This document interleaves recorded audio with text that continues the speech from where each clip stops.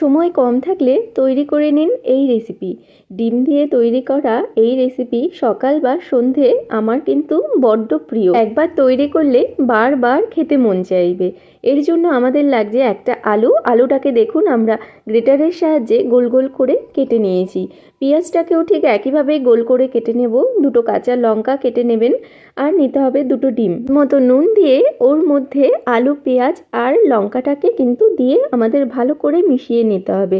একটু হালকা ড্যাব ড্যাব করে মেশাবেন যাতে পেঁয়াজগুলো খুলে না যায়। এবারে প্যানের মধ্যে হালকা তেল ব্রাশ করে ওর ওপর দিয়ে দেবো ডিমের মিশ্রণটা। এবারে ছড়িয়ে ছড়িয়ে একটু আলুগুলো দিতে হবে।